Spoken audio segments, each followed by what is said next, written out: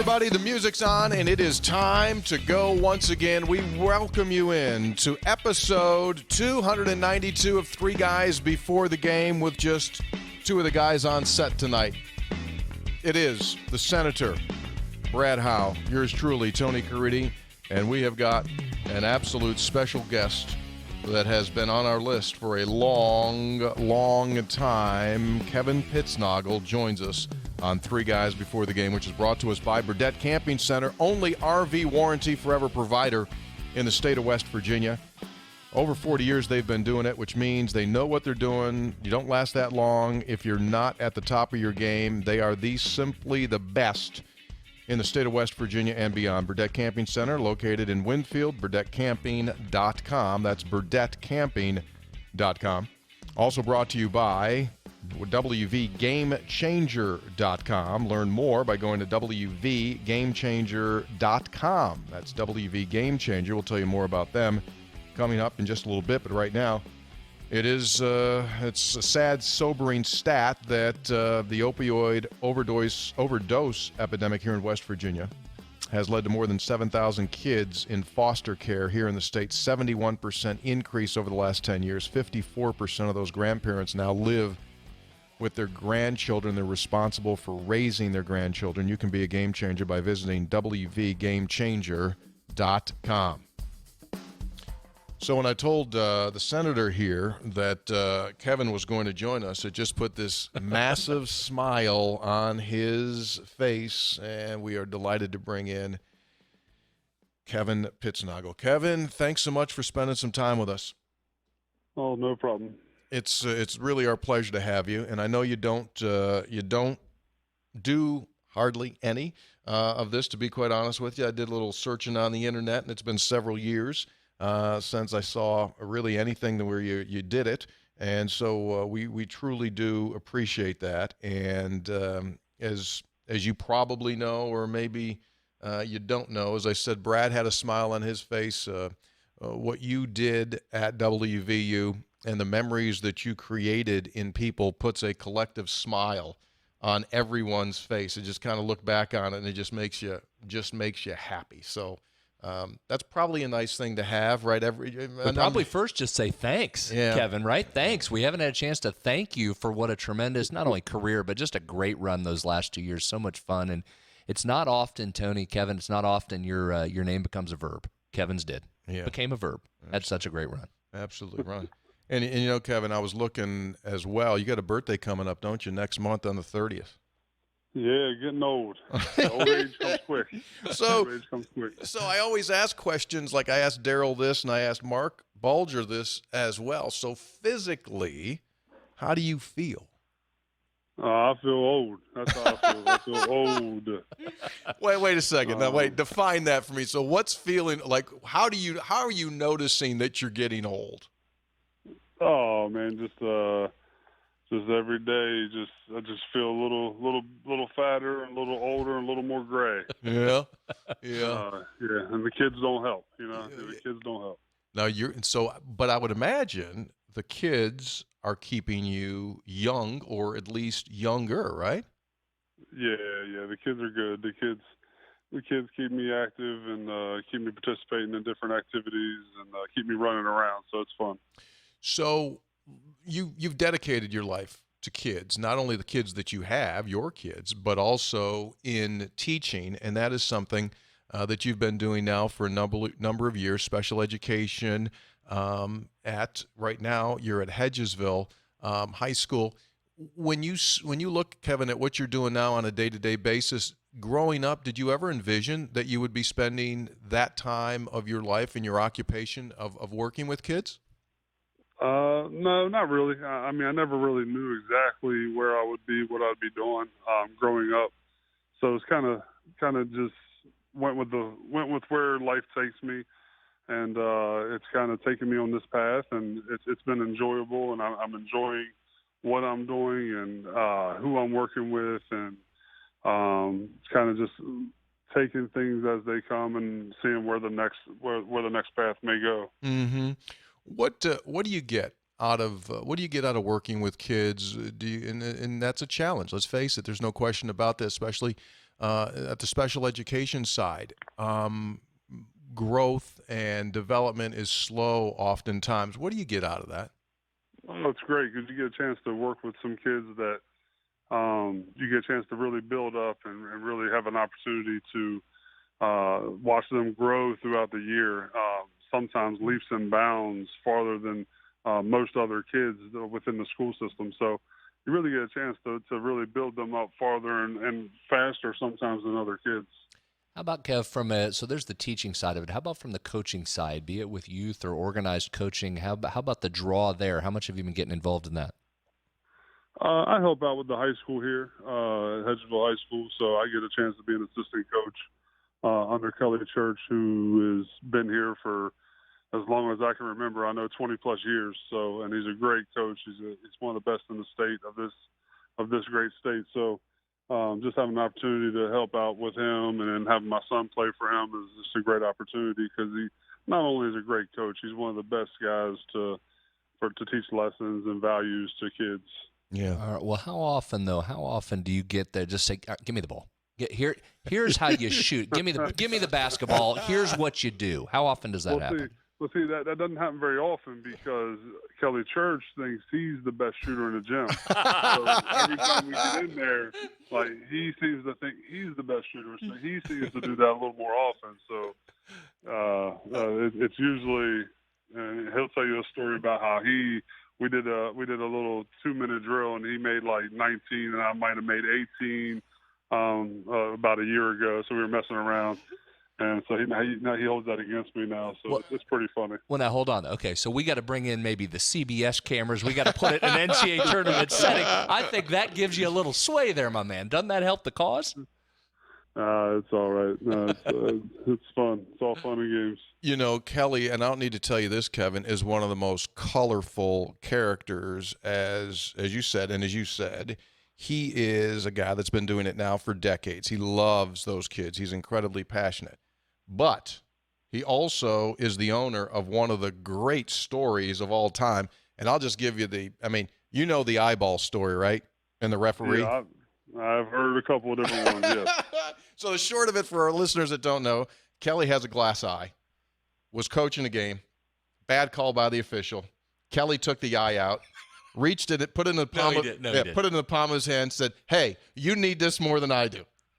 One of the all-time. That's not true. That's 100% true. If you knew him, Kevin, right? True. Yeah. 100% true. I'm sure. Yeah, that's Kelly. That's an all-timer. That is an all-timer. That's one of the all-time greats. So you mentioned your son, and he is a rising sophomore. And when I say rising, I mean that both physically and figuratively and literally. He got that growth spurt, huh? Yeah, he had a pretty good growth spurt. He's about 6'6", 6'5", 6'6". So he's growing. He's growing both physically and mentally. Loves basketball. He plays basketball. He's getting more and more into it now as he gets older. So I'm enjoying the fact that he's playing basketball and enjoying the fact that he's starting to really, really grow into himself. It's fun to watch. Yeah. You developed yourself, and we've heard the story before.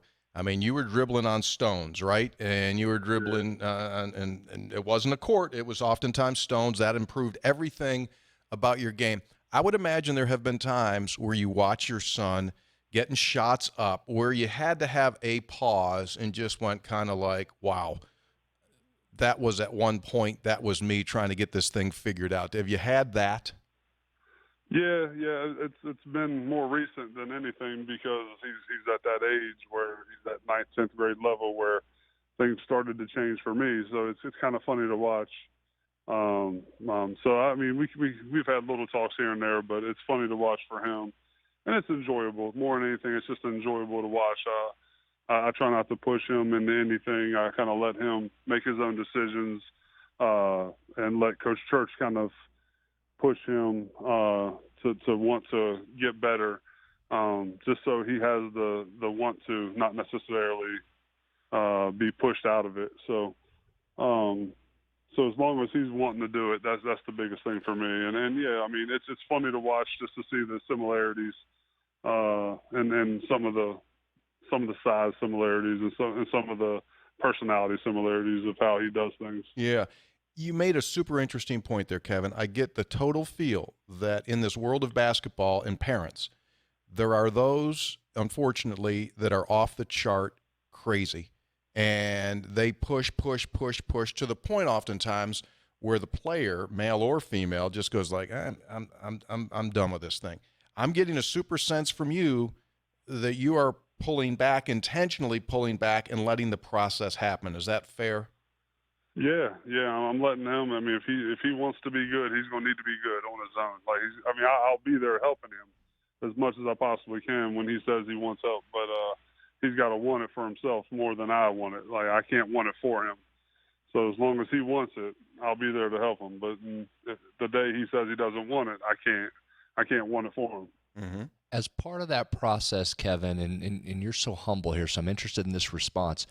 Was he aware of how good you were? Have you guys watched any film? Have you gone back and I mean, you were an absolute star. Is he aware of that or no?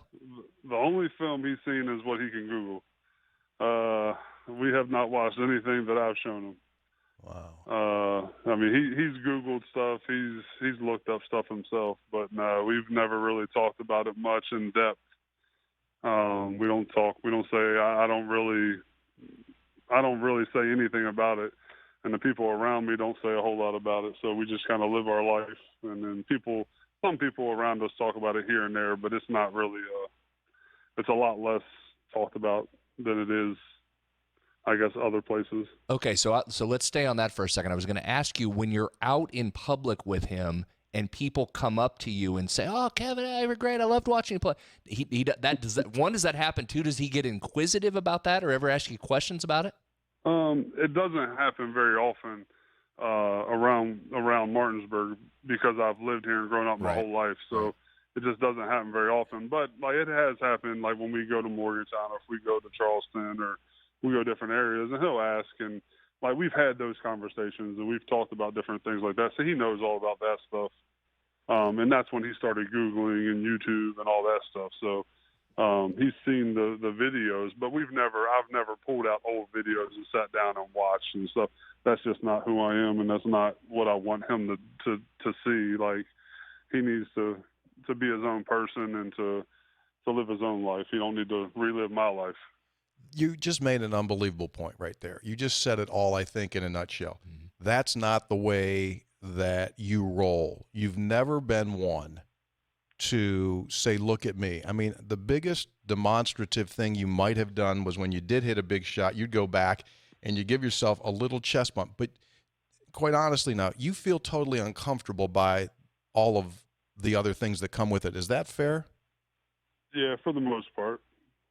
Why do you think that is? I don't know.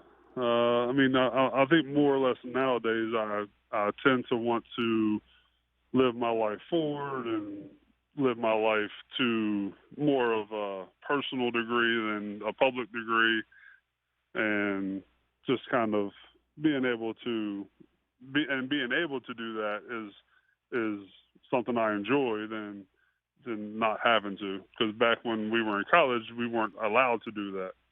So it was nice being able to do that now. Yeah. And so like Martinsburg, Berkeley County, like it's perfect chill out place is what you're saying. Yeah, exactly. Yeah. Yep. I mean, you guys did get to be a little Beatles-like when you got rolling. I mean, I remember, like you remember, right? We'd pull up on the bus to the hotel and there would be groups of people waiting, and they weren't necessarily Mountaineer fans. I'll be honest. They were Kevin Pittsnogle fans. They had their piece of the court in their hands. They wanted it signed. You know what I know, that what they were doing. They wanted to put that baby out on eBay. I mean, you guys became basketball hoop stars. Yeah, and it was a lot of fun. Like, I mean, nobody's going to deny it. We didn't have a lot of fun and enjoy it in the moment. But it's not something that, like, you want to continue to try to relive your whole life. Because you gotta be able to be adults, and you got to move on, and you got to try to live adult lives, and you can't relive your college years your whole life. well said. And some, unfortunately, some do. That's all they ever do, talk about. You go to the Springsteen song, Glory Days, right? That's all they were doing was talking about the old days, and I appreciate that very much of your perspective. And yet, one thing you'll never be able to control is, as I said at the start, man, you made so many people happy. That'll never go away for people. That'll never go. And I'm sure you don't want it to go away. No, which I enjoy. I enjoy the memories. I enjoy being able to go back sometimes and be able to discuss some of the games and have some of the memories, but it just can't be everything. It can't be all I ever was. Well, that's well said. So you don't mind that Tony and I basically once a week refer to the jump shot you took at Pitt, the jump hook from, we keep exaggerating, we keep pushing it out there. 47 feet. That thing was damn near from three-point land. Damn near from three-point land, jump hook. So you're okay if we talk about that every week? Because I think Perfect. we do. Yep, perfect. Yep. Kevin, you were one of the first teams to win inside the Peterson Event Center. They may have lost maybe one or two games prior to that in the history of that building. And, man, we looked like we were done in that game. I mean, we were getting boat raced until you hit the – that was the turning point. You hit the shot, then you went off. In fact, Kevin, before you answer that and talk about that moment, this is a true story. So we're at that game, and at that time, the media sat in the end zone, if you remember. So I was just kind of a hangers-on at that point, still working in the athletic department. Didn't have any duties, but absolutely horned my way right into that trip to go up to Pitt. So I'm in there, and so I had to take an extra seat. What seat's available? Got one in the media section. So I'm sitting there just by myself watching the game, nervous, right? Just all superstitions going. And a Pitt administrator had come over and sat next to me. And was couldn't have been nicer. Like talkative, just great. Hope everything's well. Can I get you anything? This is great, enjoying the game. Because we were getting drilled, right? So I'm sitting there thinking, dude, I don't want to talk to you, man. My team's getting drilled. So we're sitting there, hand to God.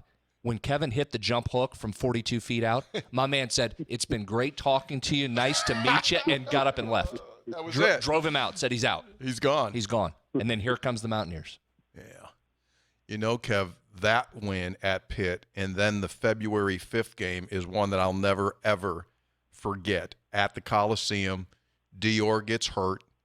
You go out, and I just, like, it still, to me, is this play like it happened last night, that slow motion, scrum, everybody's on the floor near the student section. Everyone's going for the ball. Yeah. You were just a little bit away. Ball pops up. I don't know if it was Joe or who got the ball out of there, gives it to you.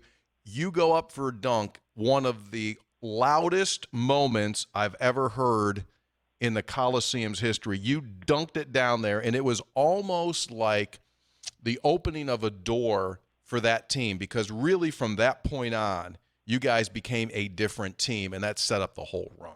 Yeah, and you know, you think of that part of it, and you know what I think of when I think about that play is my teammates yelling at me saying, we knew you weren't going to dive on the floor, so we knew you would get the dunk.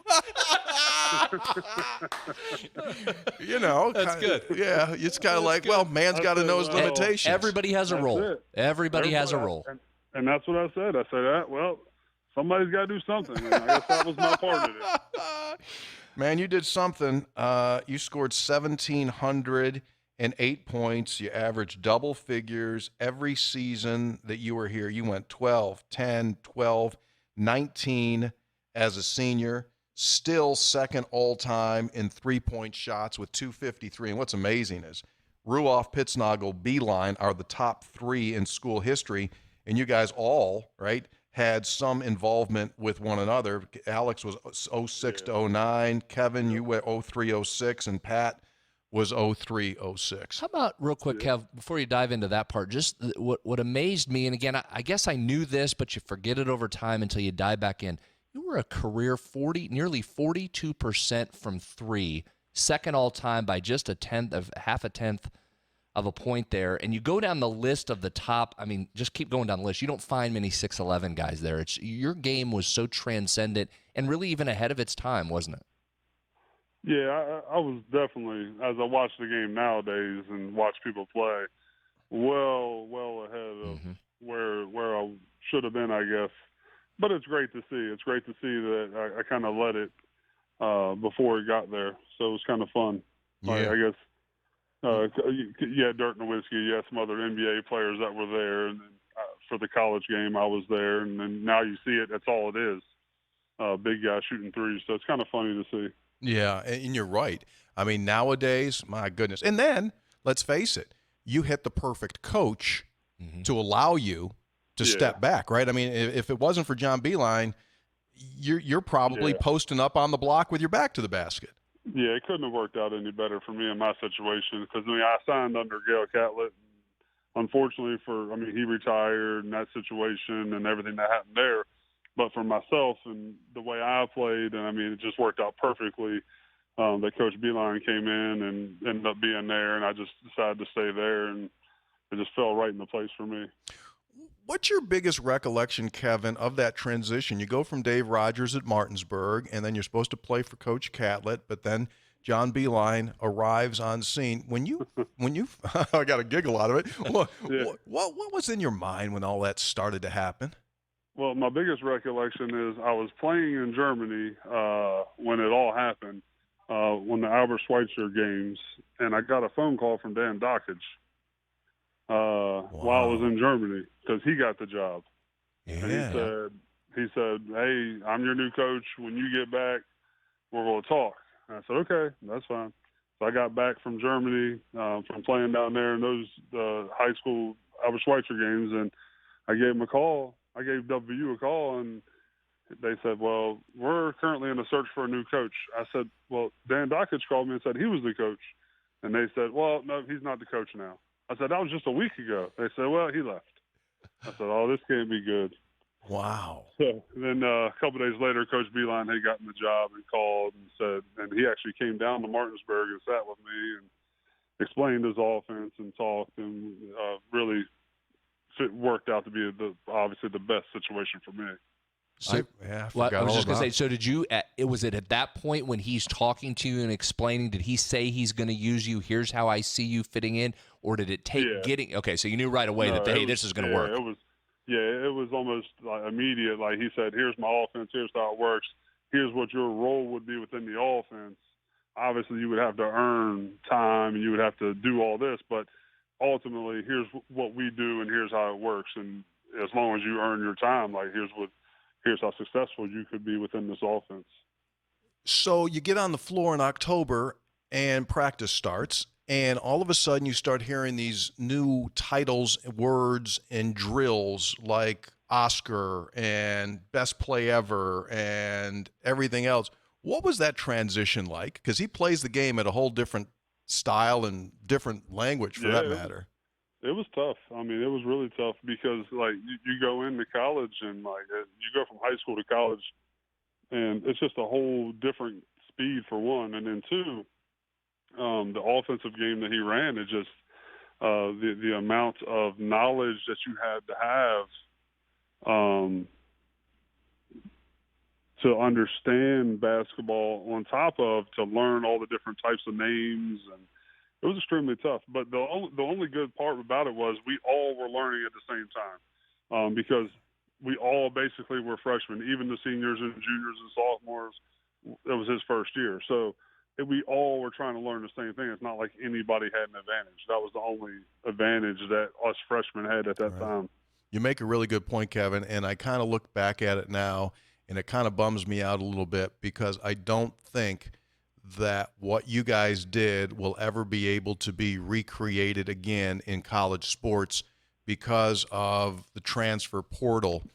It's almost going to be impossible for 5 guys to come in as freshmen and grow up together, and we watch you freshman, sophomore, junior, senior. I just think that nowadays everyone's going to pull out. So I think that's why your particular group will always be remembered in the years to come as one of the last groupings that was able to do that. We watched you guys grow up. Yeah, I'm not sure you'll see a group stay together like we stayed together, and we were pretty close. Like it was pretty cool. It was a lot of fun. And when we all came in together with the coach, so it was really neat. You guys all stuck together so well, and I know some of that's that closeness you just mentioned, but because of what Tony just mentioned, you were all just thrust into the fire right away. Those first couple of years, there was a lot of growing pains there where you're trying to figure out the offense, figure your way through. You had your moments. Can you pinpoint, can you look back at the career and remember when you went, you know what, I think we got something here. This thing's going to be really good. Might take some time, but this thing's going to be really good?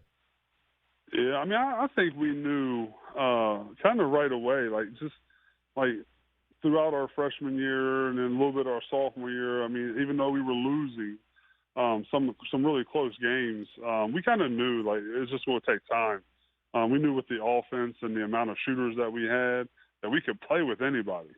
We just didn't know defensively if we could stick with anybody. Mm-hmm. So it was just a matter of trying to get it to all come together and getting the right pieces in the right places. And once they all kind of fell together, you've seen what happened. But ultimately, Coach Beeline just did an amazing job, and his coaching staff did an amazing job with getting all the pieces in the right places. Yeah, and that Florida game probably your freshman year, right? That's kind of where at least we from the outside went, okay, they got something here.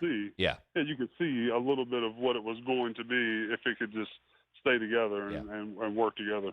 You know, one of the surprising things, Kev, is that you guys were 7-1 as a freshman. I mean, you're putting in a new offense, but you beat Delaware State, you beat Delaware State, you lose at Duquesne, you beat JMU, you beat number 8 Florida, and then you roll NC Greensboro, Wofford, Western Carolina, Tennessee, and so you're sitting there 7-1, and everyone's going like, okay, we got this figured out. But then the league gets real, right? So you get into the Big East, and there were some nights at Syracuse, February 26th as a freshman, West Virginia in the Dome gets beat 37, 89, 51. And those were those kind of days where you go like, it's tough. But John would always come back and go, you know what? We're going to learn a lot from this film tonight. You know, he never got down, did he? As far as he wouldn't let you guys get down, just like, hey, we just have to learn. Yeah, no, he was definitely a very positive coach and was really good with the film and helping us learn from the film and getting us in there and teaching us. Let's jump ahead. And I'm just for quickness of time here. We gotta go to the Big East tournament, Kevin. And I think one of the all-time great stories in WVU basketball history. You'll recall you lose the game at Seton Hall to end the regular season. You've got to go to the Garden, and you know you've got to win games just to get into the bubble picture, into the conversation. You remember the loss at Seton Hall by chance, end of the regular season? Hold on one second. Sure thing. We're still in school. We got a little PA coming over. System, little PA system over there. But anyway, that's totally fine. We're educating. All right. So, Kev. What was that again? I'm sorry, my bad. The setup for the Elite 8 run, you guys lose the Seton Hall game to end the regular season. March 5. I remember that game. It bummed me out because I thought that cooked the Mountaineers' chances. And you'd go to New York, and you have to win games in order to make a run, right? Yep. Do you remember the Seton Hall loss, or is that just a blip? And you just kind of phased that one out, or do you remember that process and what you guys needed to do as you jumped into conference tournament play against Providence there in the Big East tournament? I don't remember a whole lot about it, to be honest. Okay. But you do remember that Big East tournament because you go out there and you beat. I mean, this is, to me, and I just ask you to just let me have my fun because I know you don't want to live in the past. However, just give us a few more minutes of it, Kevin. This was one of the all-time best moments I've ever been a part of and watched. You go out and beat Providence to death, 82-59. And on the very next day, everyone knows the story. Tyrone gets sick. Frank jumps in. You guys took over New York City. You took over New York City. BC was on its way out, right? BC's the whole Garden, Kevin, chanting against Boston College there. Kevin was 11 of 16 from 3 in those 3 games leading into the Big East title game. Kevin, 11 from 16 from 3. Yeah, it's not too bad. Did you in a stupid question, not my first, but what did playing in Madison Square Garden mean to you? Was it special? Yeah, it was super special. It was a really cool, different type of place to play. People ask all the time where it was one of the coolest places you played, and that's ultimately one of the places that you name, and it's one of the ultimate destinations that you can name. It's just really neat. It's a different atmosphere and the lighting and just the way it's set up. It's just a different place. Yeah. Even the buzzer, right, Kevin? The horn sounds different. The horn sounds different, the whole thing. And so you go out there. BC is the 1 seed, number 7 team in the country. Craig Smith, right? Jared Dudley. Just they had players. Why were you able to do what you were able to do? I mean, ultimately, I think it's just we just were able to play as a team. I mean, like we were the ultimate team. Like we always played together. We never really cared who scored, who didn't score. We tried to get to the person who was shooting the ball well that night, and whoever was open. Like we ultimately never really cared who got the ball and who didn't get the ball. Yeah. All right, let's jump ahead. Semifinals. First time ever WVU's in the semifinal game. What are your most lasting memories of the Villanova game? Just one of the biggest memories, obviously, is just Mike making the free throws. Yeah. One of the all-time great calls in college basketball. Great foul call. Great foul call. Yeah. Absolutely. Great. But to do that against a Villanova team that had crushed you, right, earlier, that to me is always why that one will stand out. Yeah.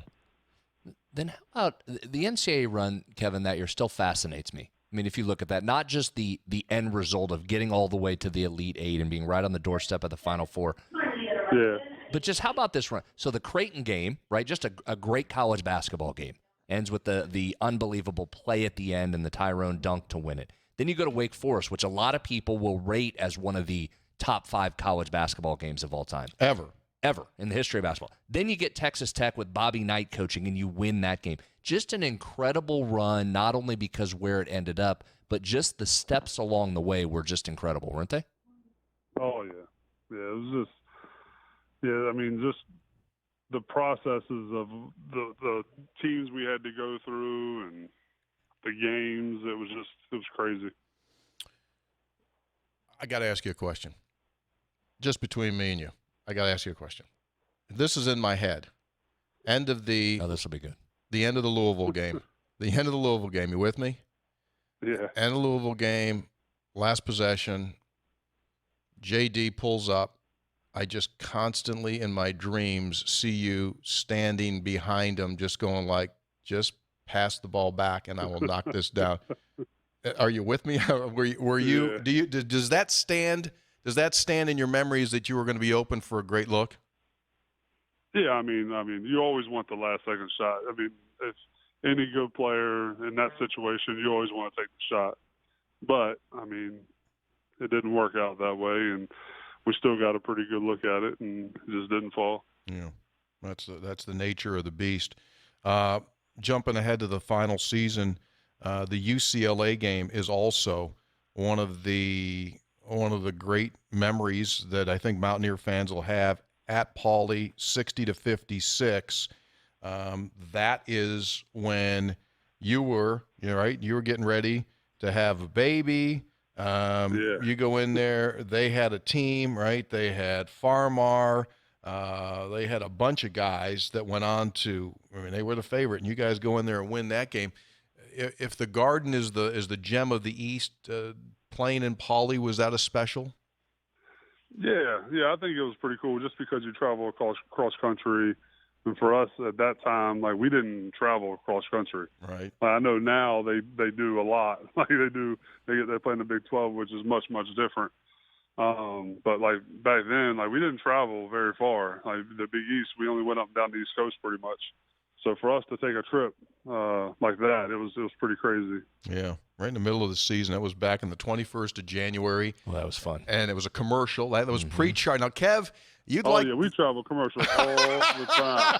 They're soft now, right, Kev? They're soft with these charter flights. Yeah. Yeah, we were commercial. We would drive to Pittsburgh, commercial, drive to Pittsburgh, drive back to Morgantown. Well, there was no we charter maybe once a year, twice a year, maybe. No, you're right, man. And the bad news was that Coach Beeline kept thinking that he was still at Division 7 schools when it came to food, and so we'd be pulling off at Ryan's cafeteria and just going like, what is this? What are we doing? What are we doing? Yep. Yeah, hopefully he's moved on from that. Hey, just a little bit there. Well, this is good, man. I hope it didn't make you uncomfortable. I can't thank you. No, it's good. I can't thank you enough. We need to. So, what summer-wise, you got 3-week evaluation period coming up now. What do you guys do at Hedgesville? Do you guys come this way? Do you play at WVU? What are you guys doing 3-week-wise? They'll do some stuff here at the school, and maybe do a camp or something. I'm not even 100% sure what we're getting them into just yet. We just got back from a Liberty camp that they did, so they try to keep them busy, try to keep them active, learning, teaching them. So just try to keep them moving and learning. All right, one last question for you. For all our listeners out there that may have young kids that are getting ready to put that ball in their hand and shoot it, it's an art. Give us one piece of great advice in shooting a basketball.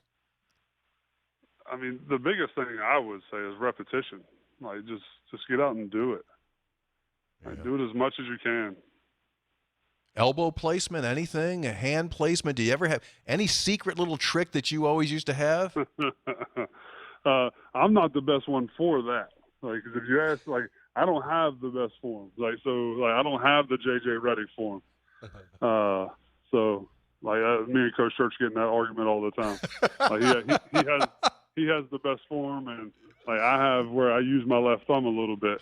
So, so I don't try to get into it with the kids about that. I'm more of a repetition guy. I try to get the kids to get in and get more reps, and then we try to teach them better form and work. Make sure you have your elbow in, hand behind the ball. Don't shoot with 2 hands.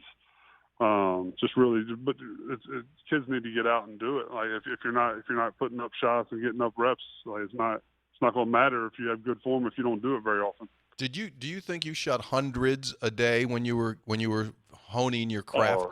Easily, maybe thousands. Yeah. You tell Kelly the next time he criticizes you that you got 253 reasons why you could teach these guys how to shoot a 3-pointer. That's what you need. He's good. He's great. I know he is. He's a fantastic guy. Well, listen, brother, can't thank you enough. Hopefully we run into you in the not-too-distant future, whether it be a Mountaineer football, Mountaineer basketball game. Just love to see you and really super appreciate your time. And, again, a collective thank you for not only the two of us but everyone in the state of West Virginia and basketball fans at large. I mean, you became a household name for what you did, and that'll never leave them. And that's if you can leave someone in your life with lasting memories and they put a smile on people's faces when they say Kevin Pittsnogle, if that puts a smile on someone's face, that's a life well lived right there, buddy, and you did it. Well, I appreciate it. Thank you very much. All right, brother. Be All good. Right. See Thanks, you, man. Kev. Take care. See you. There he is, Kevin Pittsnogle. There's some great insight, huh? That was fun. That was some great You're insight. right. That the way you just close that, that's exactly right. And that's what you do when you hear that name. He is one of those names that forever. Smile on your face. Forever. Maybe not at Pitt. Maybe people at Pitt don't smile, right? Maybe if people at Pitt don't smile. But other than that, if you're a hoop fan and you just love the way that the game can be played, right? We're recording this on the day after Kevin Durant just went off last night, right? So is he a conventional player? Absolutely not a conventional player. Body build, is he a conventional player? Not a conventional player. Was Kevin? No. But what did he do? Produced. It is interesting. I know a lot of times, or most times probably, we view the world of college sports in particular through the West Virginia prism, through the gold and blue glasses you put on.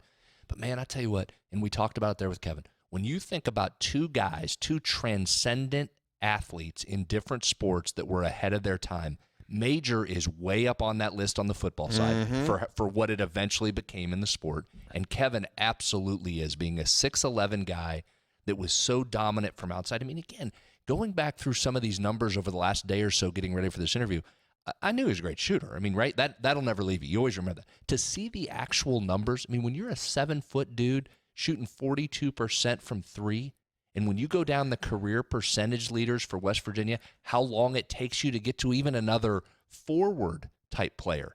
a remarkable career, a remarkable body of work, and really just a remarkable basketball player that was before his time, married with the perfect system to take advantage of his skills. How about these numbers? Before they started guarding him from three, because as a freshman, people didn't have him on their scouting report, he shot 48% from three. Stunning. He shot 48% from three, and don't say, well, Tony, he only took 16 shots. He took 103 threes as a freshman and made 49 of them.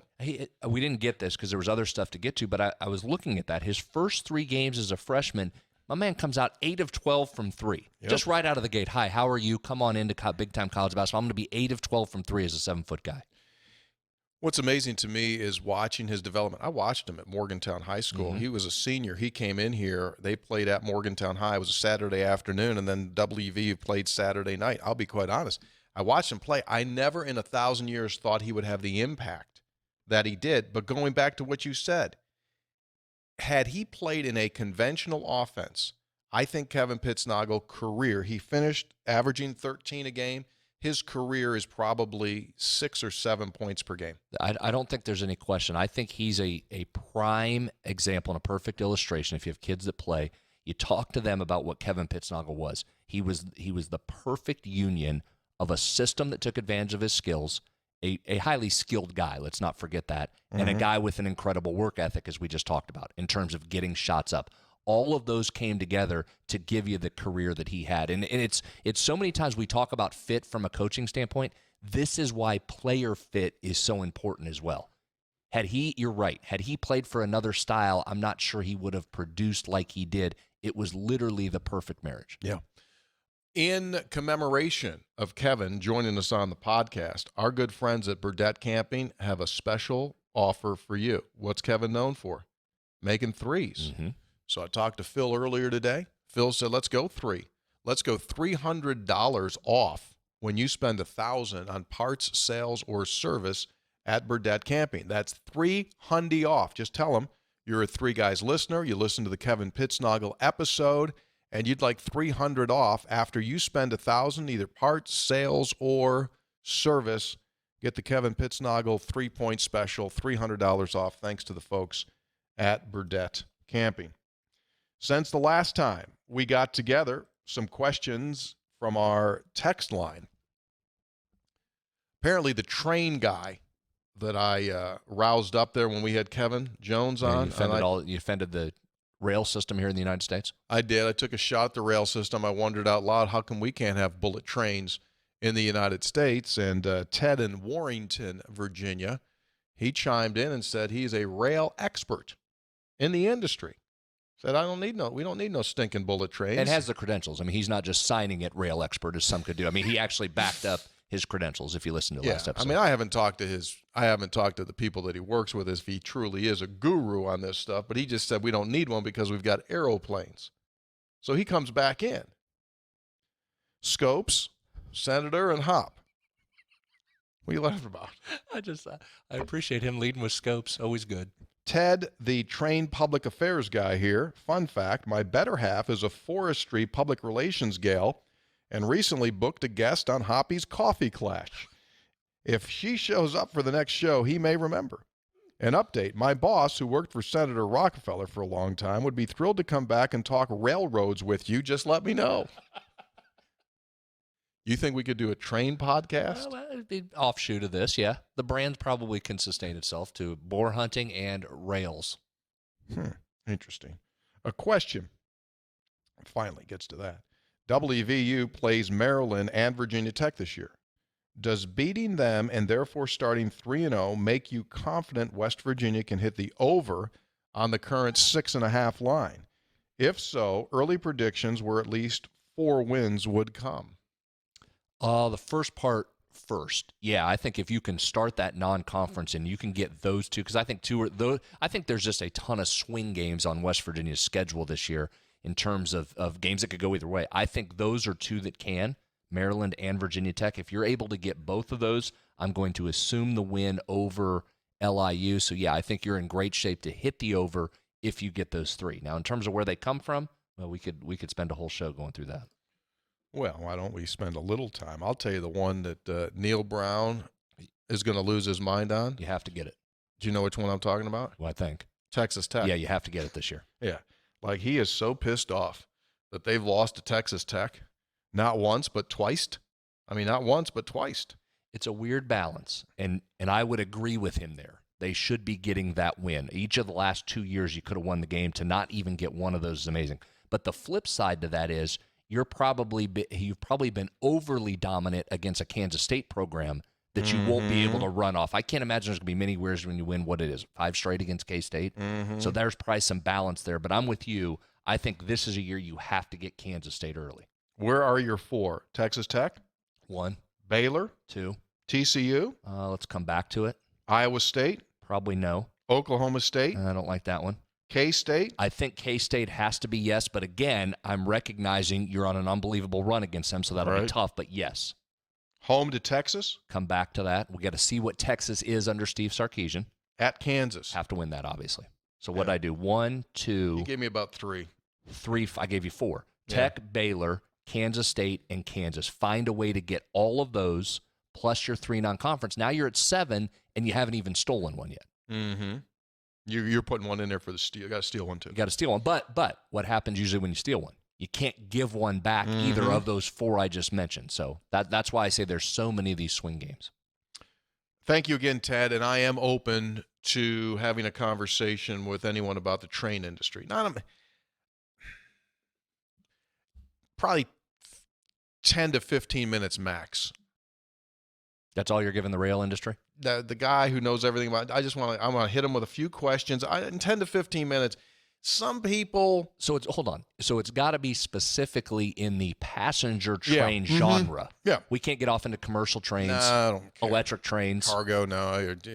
Toy trains. Coal trains. Can't go all the way off on that. No, I just want to talk to someone that knows the passenger train industry and see what happens in these situations as you get an expert, right? And they're going to go like, well, Bobby's going to talk to you about, he's an expert in the train. So I'm thinking to myself, okay, 10, 15 minutes. I'm going to learn as much as I want to learn, but then they don't stop. They don't start. Next thing you know, they start going this way. Then they start taking out those train tables. They start spreading those things out, bifold, eightfold. He said, now look, if you can get from Peoria to Detroit, now this is the problem. And I'm like, I don't care.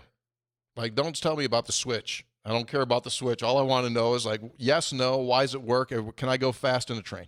Just put a lot of rules on that. So I'm looking ahead. You really put a lot of rules there. I'm looking ahead as I get older.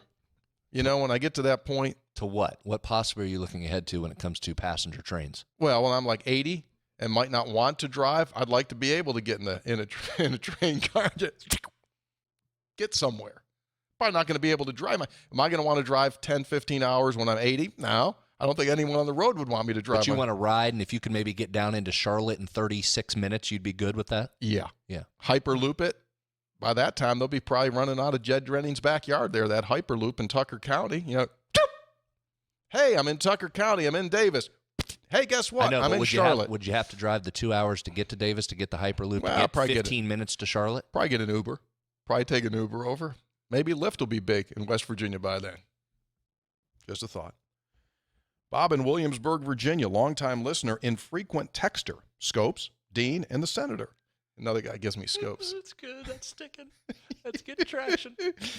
I wouldn't mind. Scopes would be a mock if I didn't blow that pig up. You know that? Scopes would be a mock. It would hurt. It would be not fun. But I did use the scope and blowed it up. You did while it was sleeping? You put the scope right on him while he's asleep? I don't know if it was sleeping or hiding. Bob in Williamsburg, Virginia, longtime listener, infrequent texter. You may have heard that. Disturbing allegations about Coach Schembechler from his stepson regarding the team doctor were reported by Dan Wetzel of Yahoo. Someone needs to interview Coach Nealon to find out what he knows and when he knew it. It was written know it. But anyway, thanks for all the hard work. Well, Bob, I can guarantee you I know what Don Nealon's going to say. This is what Don Nealon's going to say. You want to know what Don Nealon's going to say? I'd never heard it. I had no idea until I heard it, and Bo would never absolutely let that happen. That's what you're going to get. Right? I would agree that's what you get, yes. Yep. Sure. I'll be happy to ask him when I see him, just like, dude, what's up with this thing here? And that's what he'll say. First time I've ever heard of it, never had heard of it. Bo would never let that happen. That's what he's going to say, without question. Texter, great story on Mark Bulger stepping right up to the microphone after throwing 4 picks. Another stand-up dude who deserves the same credit was corner Keith Tandy. Our man got smoked as a young player and walked right into the kitchen to take the heat. Like Mark, also had a long, successful NFL career. He's got to get on the show. Stephen Cal, PA. We had Keith on Sportsline after they won the World's Championship. Remember, it was in the pandemic last year, some point. And you are 1,000% right, Steve, that he was a stand-up guy. He took no excuses. And I think absolutely in the top 3 of all-time underrated Mountaineers. A man played in the league for like ever, and no one ever talks about Keith Tandy. And he's rarely talked about. That's right. Rarely talked about. Yeah, that's fair. Top 3 underrated. No question about that. Matt from Morgantown here. Hello! You know, a lot of people have stopped putting the hello in all capital letters in the texts. That has gone away. That's gone away. Yeah. I thought about that recently, that people don't do the hello anymore. Maybe. Anyway. I am here to deliver a question on behalf of my brother. It doesn't have anything to do with WVU athletics, however. With the Olympics coming up, he said that he and a coworker have been arguing over who would win the gold medal between the original Dream Team and the Redeem Team. One team had all but one Hall of Famer, including Michael Jordan, Patrick Ewing, and the round mound of rebound Charles Barkley, while the other had LeBron and Kobe. Who wins the gold? Would that opinion change over a 7-game series? Great question. Impossible question to answer. I would probably default to the original guys. I always go with Michael Jordan. Always go with Michael Jordan. I mean, I don't Kobe care. and LeBron's pretty good Oh, group. absolutely. But that original group, you know, some of those stories they talk about those scrimmages. That one in Monte Carlo, I think, is where it was. They say it's one of the greatest basketball games ever played that you never saw. Yeah, and I talked with Rod Thorne about that. When we interviewed Rod for Hot Rod, right? No, it wasn't for Hot Rod. We interviewed him for something else. It wasn't even the Hot Rod thing. I went to his house in New York. Hall of Fame? Doggone it. I can't even remember what the heck. It was funny because we went into his house, and he had kept his house from his NBA days. He lives in Florida now, but they kept the house in New York. So we pull up, and I want to say it's Purchase, New York, I think, which is just outside. And he says, guys, great to see you. He goes, whatever you need to do, do it. Just come on in. So we go into his living room, and when we set up, I mean, it's a process. Multiple hours. Yeah. We bring gear, and he goes, just do whatever. So we set everything up, finally get the shot all set. And so we do the interview, and he was fantastic. Told us a lot of great stories. Then he looks at his watch and goes, no one else is in the house. No one else is in the house. He looks at his watch and goes, guys, he goes, I got to go. He goes, I got to golf. He goes, I got a golf date. He says, do whatever you need to do. I'll see you later. Thanks. And just lock it up. Did he tell you to lock it up on the way So out? lock it up on the way out. Lock it up on the way out. So like a West Virginia guy, That's great. He's a West Virginia guy, still a Princeton guy, right? This is like, hey, I trust you. You guys from West Virginia, and like New York State, where like they'll steal like anything off, steal your newspaper off your front. They just want guys, bring it down. We're all good. But anyway, Rod was there. We talked about that game. He was there at that scrimmage that everyone always talks about because he was USA Basketball, which was awesome. I think Rod would say, Jordan. Thank you. Very good question. I hope that settles the problem there in the workplace involving your brother. Moving ahead to further texts. An order of taffy is on the way. Please share with Hoppy. Brad needs some more. I love you guys. Herb in Charleston. This was the 13th. This is good. It's coming from Calbit's Saltwater Taffy in New England. Thank you very much. Herb always comes through. He's terrific. Need might be a strong word for me with taffy. I will certainly eat the taffy when it arrives. You got an issue. Well documented. You got an issue is what you need on that taffy. What he does, folks, like most people will take one piece of taffy and eat the piece of taffy. My boy's got a little OCD problem where this is how he has to eat it. He has to unwrap a minimum of 3 and oftentimes 4 at once. No, if you're going to get it right, it's 3. Ever go to 4? Rarely, but it's 3 or 4. Puts them all. 3. It has to unwraps them all, puts them in his palm, has to eat them all at the same time. How long? So is that a thing as a kid? I don't know. Usually you make stuff up. That's accurate. It's got to be 3 unwrapped in at the same time. Same flavor. It's got to be 3 of the same flavor. Oh, they all have to be the same flavor. Correct. Okay. I can't intermix the flavors there. I understand.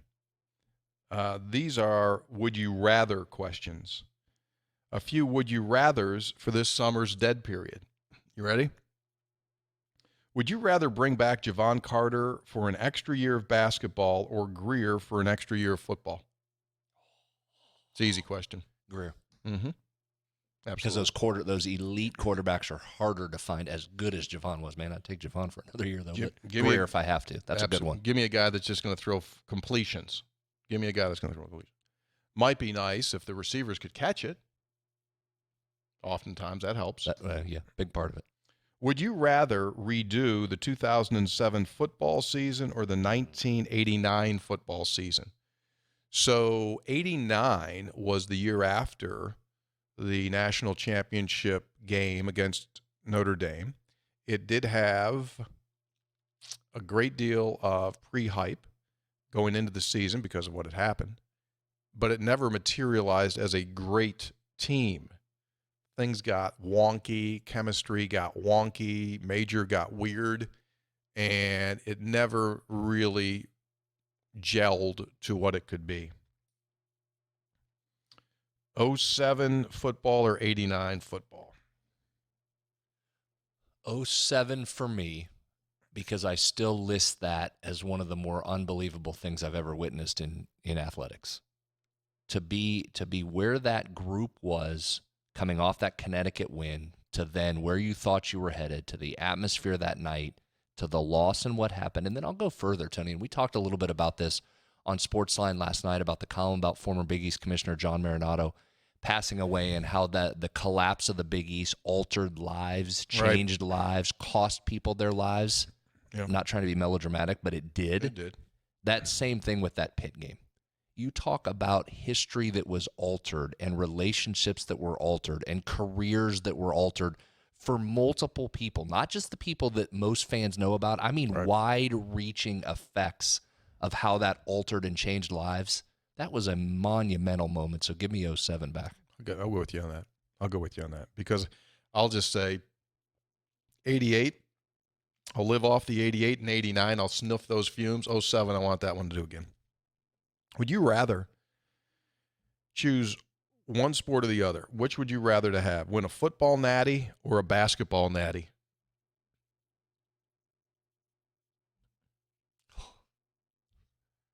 Wow. That's a hard one.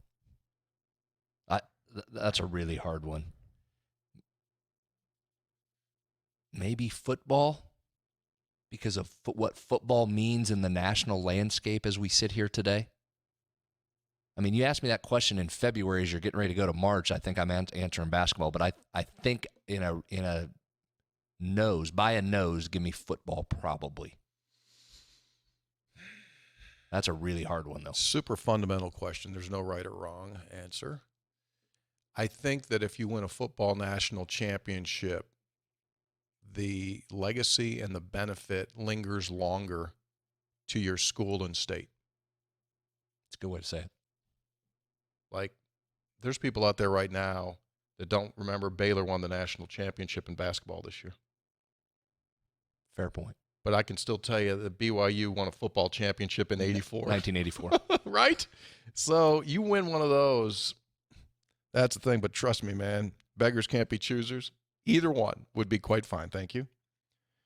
Would you rather have a burger, a hot dog, or barbecue?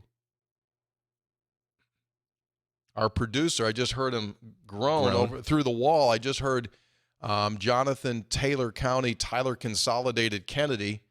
He just groaned. He thought that was harder than the football, basketball national championship question. I think he might have said all three. As would I. Love all three of those. So that's actually easy for me. I'm hamburger. As much as I love all of those, I'm hamburger 99% of the time. Give me a burger.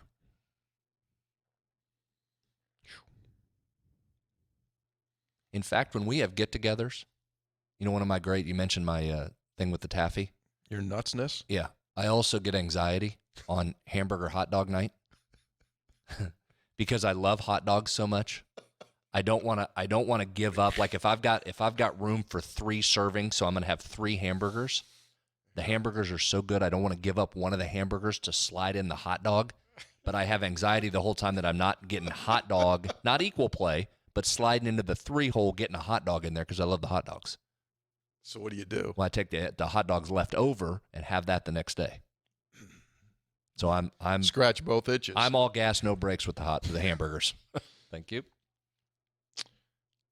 Perfect hamburger. I mean, perfect execution of a burger is what I would go with if it's perfect execution. Otherwise, it's barbecue.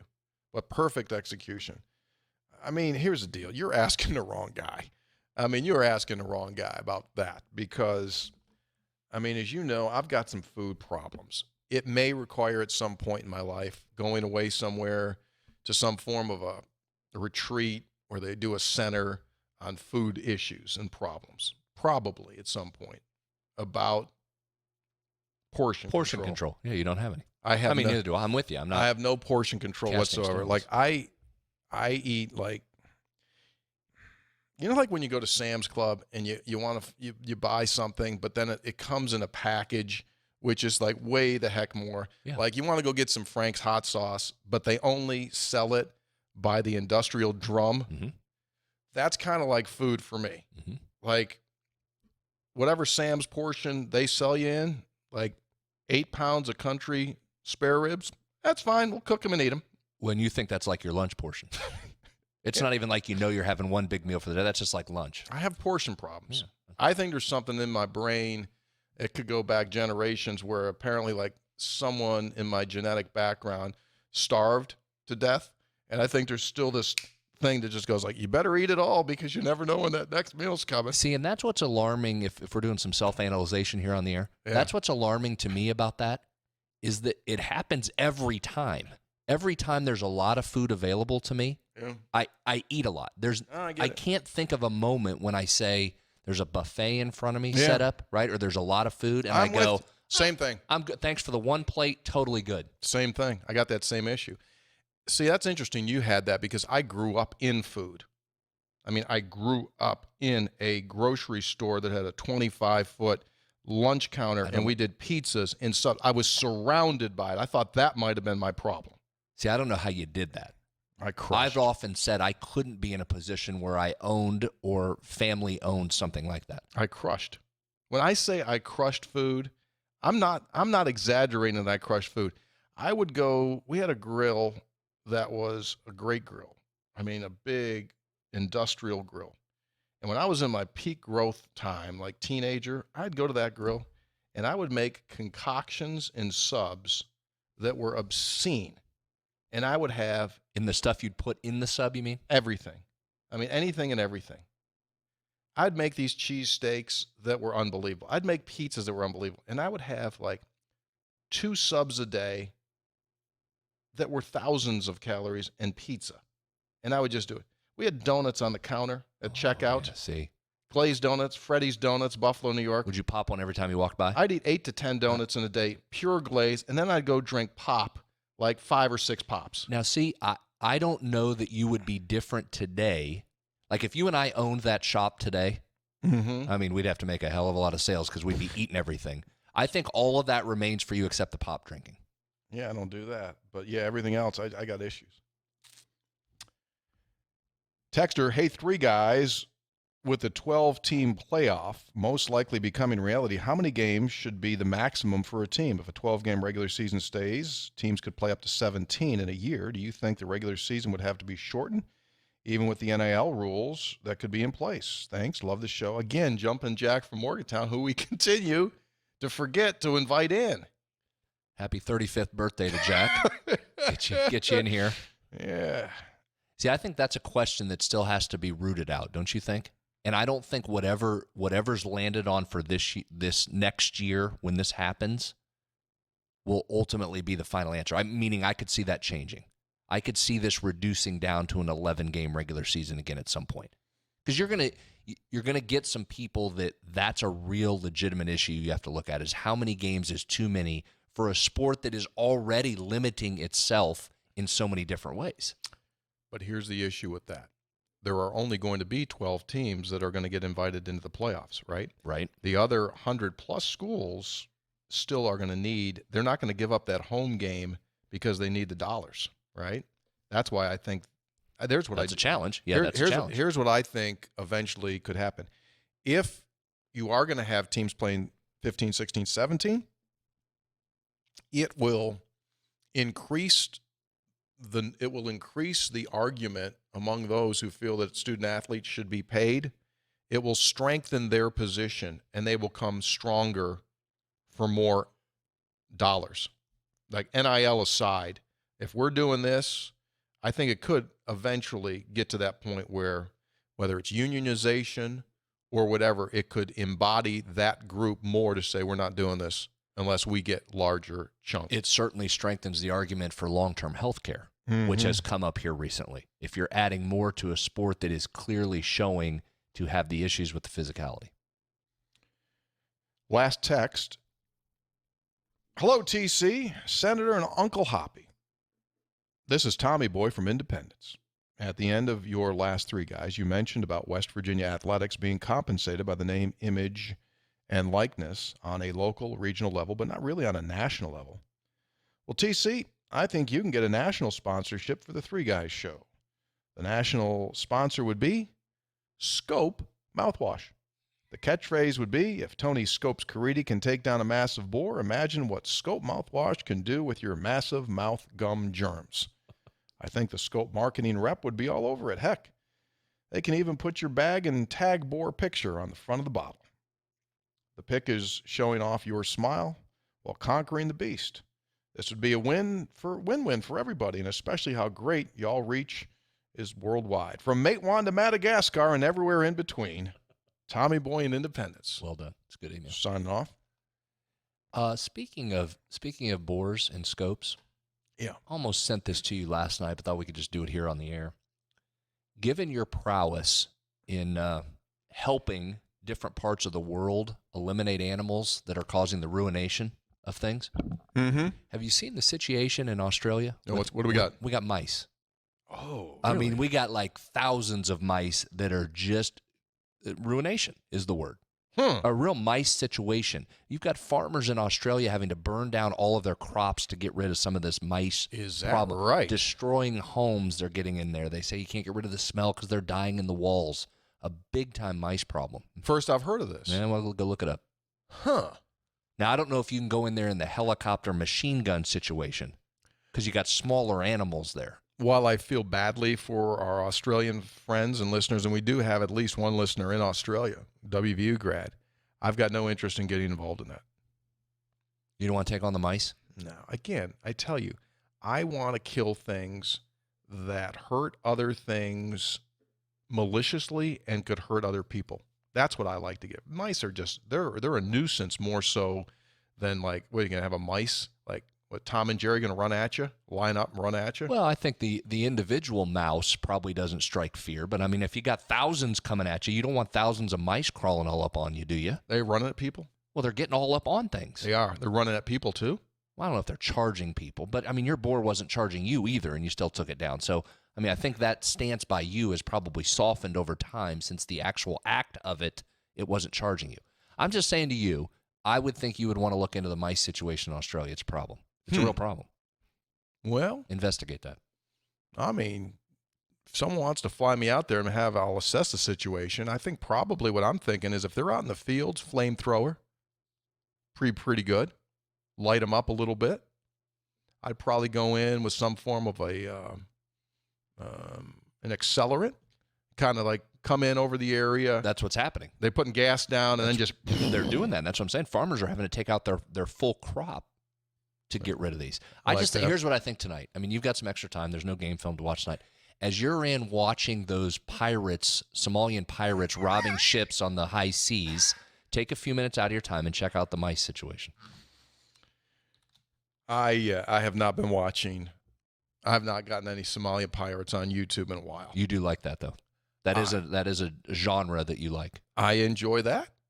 I enjoy the Somali pirates getting blowed up, and also Bully getting owned. You ever watch Bully Gets Owned? Yeah, I like those. Are good too. Just get them. Don't be a jackleg bully. Yeah, those are always really good. A reminder that Three Guys Before the Game is brought to us by WVGameChanger.com. That's WVGameChanger.com. Why? Because the opioid epidemic here in West Virginia continues to ravage our state when it comes to young kids. More than 7,000 live in foster care. 71% increase in the last decade. 54% of grandparents who live with their grandchildren are now responsible for raising those kids. And that equates to more than 35,000 children in West Virginia. You can change the game, be a game changer. Go to WVGameChanger.com. And again, a $300 special. Thanks to Kevin Pittsnogle for joining us at Burdette Camping. Tell him you listened to the pod, you heard Kevin, and you want his three-point accuracy to tally $300 for you. Spend $1,000, get $300 off. That's a 30% discount on parts, sales, or service. We are scheduled to have an in-studio guest next week on Three Guys. You going to say who it is, or we're going to wait to make sure it comes to fruition? Probably should wait. I think he'll be here. He'll be here. Because if he doesn't show, it would be the absolute... he would never hear the end of it. I think he'll be here. He would have been here today had he not had to travel. So, yeah, I think he'll be here. It'll be a football guest. It'll be a Mountaineer football guest. And a special guy. He's a special dude, and we'll have him on our next Three Guys Before the Game. Is that the order of things? I think we probably went a little bit deep today, didn't we? With covered a lot of areas: rails, mice. Wow. Food problems, food issues, right? And then one of the all-time. I mean, Kevin's on that top 2 or 3 when we solicit who do you need to have on the podcast, who haven't you had on. He was way up there. That checks a big box there, getting Kevin on. Yeah, there. And he was awesome. All right, folks. Great. Thanks very much. Once again, our producer-engineer on site this afternoon was Jonathan Taylor County, Tyler Consolidated Kennedy.